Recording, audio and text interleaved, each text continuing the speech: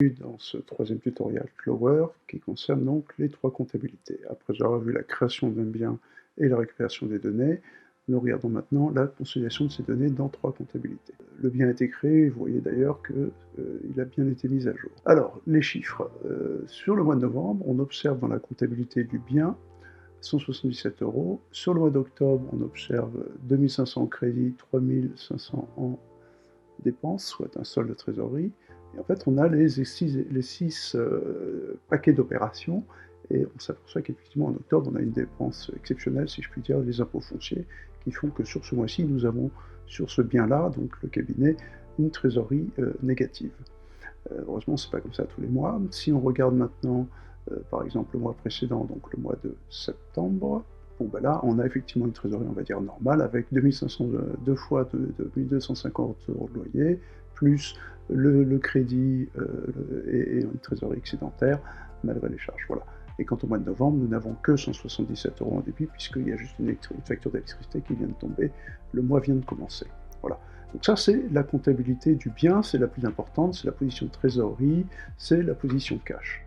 Toutes les opérations qui sont là peuvent être modifiées, si nécessaire, et dynamiquement, les trois comptabilités se mettront à jour. La deuxième comptabilité est celle des locataires.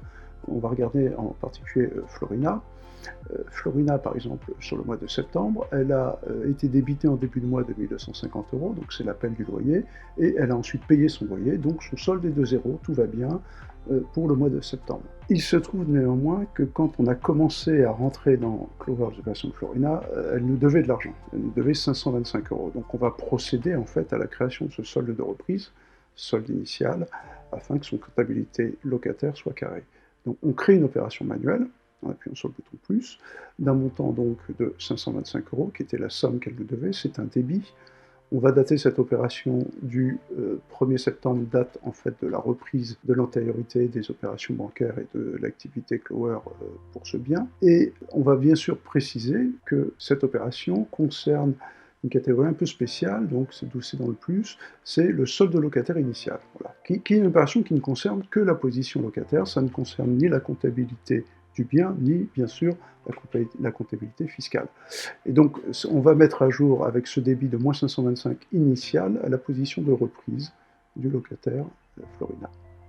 Voilà, donc on fait ça, moyennant quoi, quand on revient maintenant dans la position locataire pour voir Florina, donc au mois de septembre, et on s'aperçoit qu'effectivement, elle a trois opérations, l'opération de reprise de solde négatif, le débit d'appel du loyer, le paiement du loyer, donc un solde à la fin du mois de septembre, correct, de moins 525 €. Si maintenant on regarde le mois d'octobre, elle est débitée de 1250 € en début de mois, elle paye son loyer, donc 1950. Passons maintenant à la troisième comptabilité, la comptabilité fiscale.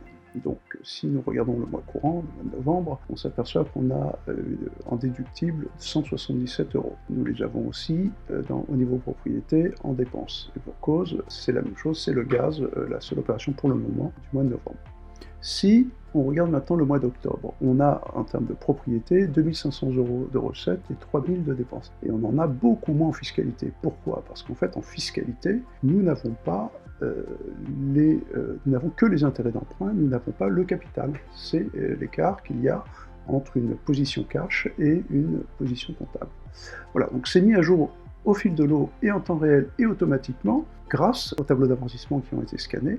Vous n'avez donc rien à faire en fin d'année, votre compta fiscal est mis à jour au fil de l'eau. Si bien sûr vous changez des opérations, vous les modifiez, vous en changez l'affectation, tout se recalcule dynamiquement. Nous en avons fini avec ce tutoriel, les trois comptabilités. Vous avez pu voir donc comment maintenant, au fil de l'eau, automatiquement sont bâties à la fois la comptabilité des biens, des propriétés, celle du ou des locataires dans ces propriétés, et enfin la comptabilité fiscale, qui est un préliminaire aux déclarations qui seront faites ensuite en un seul clic, une fois toutes vos données comptables validées.